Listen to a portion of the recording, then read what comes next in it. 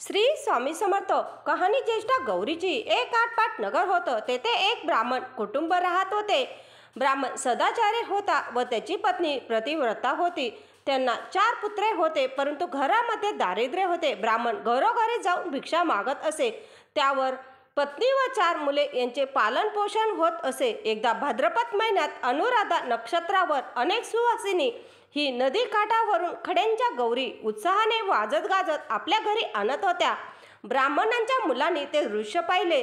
त्यांनी घरी आल्यानंतर आईला सांगितले, आपल्या नगरातील सर्व सुवासिनी गौरी आणतात, आपणही गौरी आणूया का? आई म्हणाली, आपण गौरी कशा आणणार? त्या गौरीसाठी खिरीचा हवन घाटण्याचा नैवेद्य तयार करावा लागतो. आपण तर गरीब आहोत, आपण गौरी कशा काय आणणार? मुलांच्या मनात गौरी आणण्याची तर फार इच्छा होती, त्यामुळे त्यांनी आईकडे हट्ट धरला. त्यावेळी आई म्हणाली, तुमच्या वडिलांना सांगा, गौरीच्या पूजनाचे सामान आणा, नैवेद्याला लागणारे सगळे फळे आणा. अशी सर्व तयारी झाली की म्हणजे आपणही गौरी आपल्या घरी आणू. आईच्या सांगण्याप्रमाणे मुले वडिलांकडे गेली व म्हणाली, आपण गौरीच्या पूजनेचे सामान आणू, त्याचबरोबर धान्य आणू. तुम्ही हे पदार्थ घेऊन आणले की आई नदी काठावर जाऊन आनंदाने गौर आणेल, आपल्या घराला सुख शांती लाभेल. ब्राह्मण विचारात पडला. त्याने आपल्या पत्नीस विचारले, आपली मुले बाजारातून गौरीच्या पूजेचे सामान व धान्य आणण्यास सांगत आहे. त्यावर ती म्हणाली, मुलांनी माझ्याकडे फारच हट्ट केला गौरी आणण्याची, त्यांच्या मनात खूप इच्छा आहे. वडील म्हणाले, गौरी पूजनाचा खर्च आपण कसा काय करणार? आपण कोणाकडे पैसे मागणार? कोणीही आपणास पैसे देणार नाही. आपली परिस्थिती खूप हलाखीची आहे हे सर्वांना माहिती, त्यामुळे मुलांचे हौस पूर्ण होणे अवघड आहे.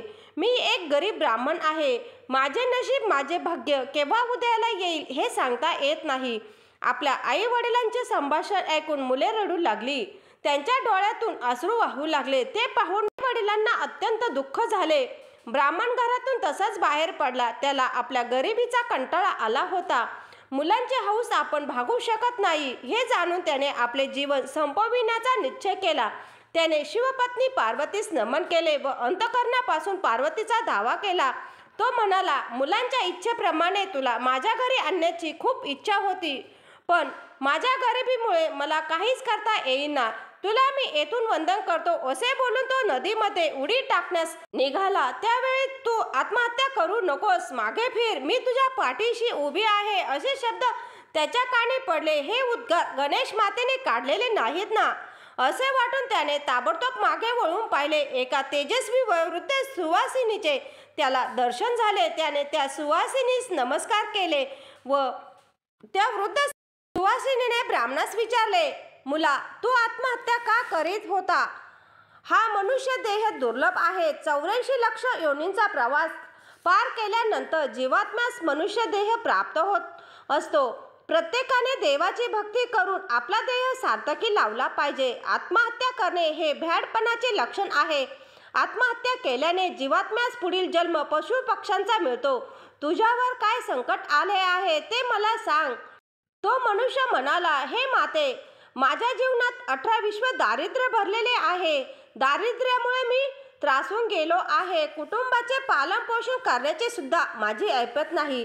त्यांचे दुःख मला पाहवत नाही. पत्नी व मुलांच्या मनोभावना पूर्ण करता येत नाही.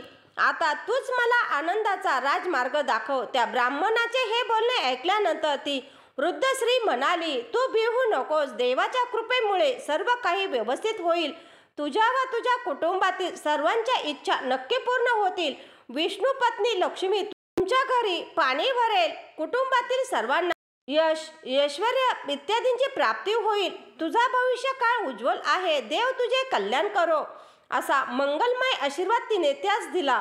ब्राह्मणास आनंद झाला. त्या स्त्रीने आपल्या मुलांबरोबर सुख संवाद केला. या सुख संवादातून तिने अमृतमय उपदेश जणू केला. उपदेश करता करता तिने सांज झाली. ती वृद्ध स्त्री म्हणाली, मुला, तुझ्या घरी येण्याची इच्छा आहे. मातेचे बोलणे ऐकल्यानंतर तो ब्राह्मण म्हणाला, आई, आता तू आमच्या घरी चल. तुझ्या आगमनामुळे आमचे दारिद्र्य नष्ट होईल, घरात सुखाच्या राशी निर्माण होतील. असे म्हणून त्या तेजस्वीस आनंदाने आपल्या घरी घेऊन जाऊ लागला.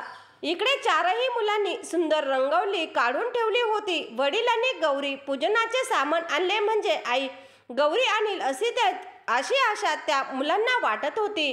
मुलांच्या चेहऱ्यावरील भाव पाहून आईला मात्र चिंता वाटत होती. तेवढ्यात तो ब्राह्मण त्या तेजस्वी वृद्ध स्त्रीला बरोबर घेऊन येत असल्याचे सर्वांनी पाहिले. मुले व ब्राह्मण पत्नी त्या वृद्ध स्त्रीचे स्वागत करण्यासाठी पुढे गेली. ब्राह्मण म्हणाला, मुलांनो, ही माझी माता आहे. तुमच्या या आजीच्या स्वरूपात मी साक्षात गौरी आणलेली आहे. आता तुम्ही हिची मनोभावे सेवा करा, पूजा अर्चा करा. ही तुमच्या सर्व इच्छा पूर्ण करेल, सर्व मनोकामना पूर्ण करेल. हिच्याच कृपेमुळे तुम्हाला अक्षय धन संपदा प्राप्त होईल. हे ऐकल्यानंतर सर्व मुलांचा आनंद गगनात मावेनासा झाला. ब्राह्मण पत्नीने त्या तेजस्वीच्या अंगावरून भाकरी पाणी ओवाळून टाकले. तिचे यथोचित स्वागत केले. तिला हळदी कुंकू लावून विडा दिला. आजी आल्यामुळे मुलांना खूप आनंद झाला होता. त्यांनी काढलेल्या रांगोळीवरून घरात नेले. तिला संपूर्ण घराचे दर्शन घडविले. त्या चारही मुलांनी साक्षात गौरमा ठरविले. ब्राह्मण पत्नीने पाठ मांडला. तिने आजीला पाठावर बसण्याची नम्र विनंती केली. तिला हळदी कुंकू लावून तिची खणा नारळाने ओटी भरली. तसेच तिला 5 प्रकारची फळे सुद्धा अर्पण केली.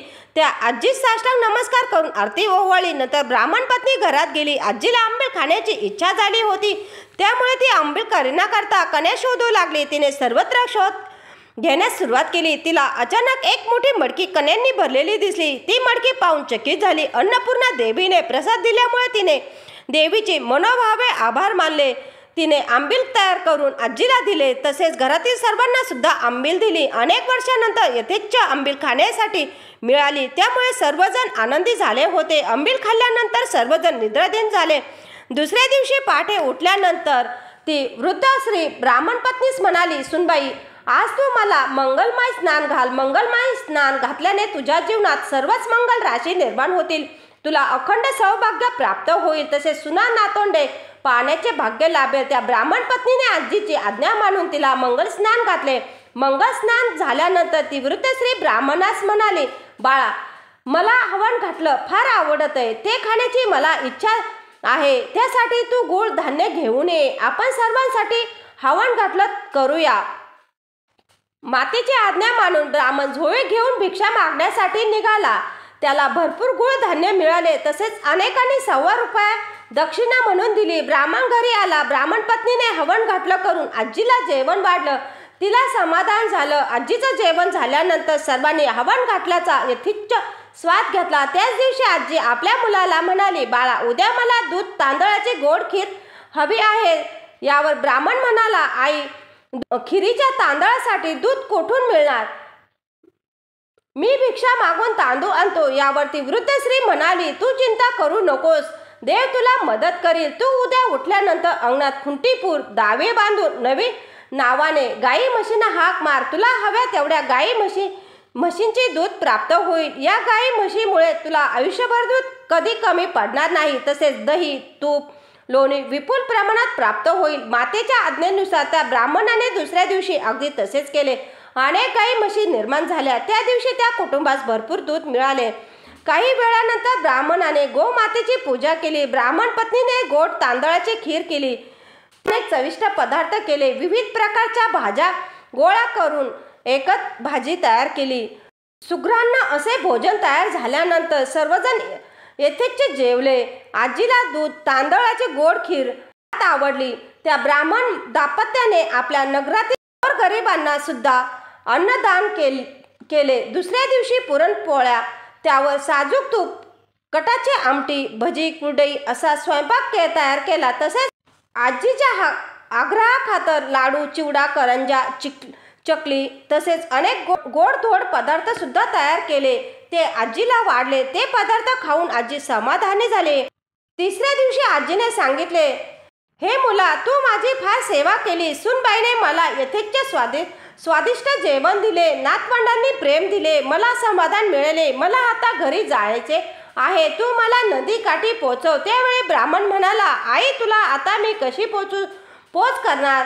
तू आल्यामुळे तर आमच्या घराचा कायापालट झाला. तुझ्या आगमनाने आम्हाला ऐश्वर्य प्राप्त झाले. तू परत गेलीस तर सारे वैभव नाहीसे होईल. आजी म्हणाली, बाळा, असे होणार नाही. माझ्या मंगल आशीर्वादाने तुला कधीही काही कमी पडणार नाही. ज्येष्ठा गौरी म्हणतात, ती मीच होय. आपण सर्वांनी अंतःकरणपूर्वक माझी सेवा केली, त्यामुळे तुम्हाला कधीच फळ प्राप्त होईल. तुमच्या सर्व मनोकामना पूर्ण होतील. तुम्हाला सुख, शांती, समाधान लाभेल. तुमच्यावर काहीही संकट आले तरी मी धावत पळत येईल. तुमच्या मागे पुढे उभी राहून तुमचे संरक्षण करीन. आईने दिलेला आशीर्वाद ऐकून सर्वांनी मनोभावे नमस्कार केला. आईच्या हाताला धरून तिला पोहोचवण्यासाठी सर्वजण नदीकाठी आले. त्या दिवशी मूळ नक्षत्र होते. सर्वांनी तिचा जय जयकार केला. आईने त्या ब्राह्मणाच्या हाती वाळू दिली व ती वाळू सर्व घरभर टाक म्हणून सांगितले. आता तुला काहीही कमी पडणार नाही असा मंगलमय आशीर्वाद दिला. हे शुभदायिनी माते, तू आमचे 18 दारिद्र्य नाहीसे केलेस, तसेच आमचे दुःख दूर केलेस. आम्हा सुख, शांती, समाधान, संपत्ती, समृद्धी देऊन वैभव प्राप्त करून दिलेस. आता दिवस रात्र आम्ही तुझी स्मरण करू. हे जगन्माते, आम्ही तुला कधीही विसरणार नाही, सदैव स्मरण करू. असे म्हणून सर्वांनी तिला नमस्कार केला. 4ही मुलांनी साष्टांग नमस्कार घातला. माते, आता तू परत केव्हा येणार? ब्राह्मणाने विचारले. पुढच्या वर्षी मी निश्चित येईन. त्यावेळी अनुराधा नक्षत्र असेल. मला नेण्यासाठी तुम्ही सर्वजण येथेच या. आता 2 खडे घरे घेऊन गरम पाण्याने व दुधाने त्याला स्नान घाला. ज्येष्ठा गौरी व कनिष्ठ गौरी समजून त्यांची स्थापना करा. भावभक्तीने त्यांची पूजा करा. अनेक गोड पदार्थांचा नैवेद्य करा. सुवासिनींना घरी बोलावून त्यांची खणा नारळाने ओटी भरा.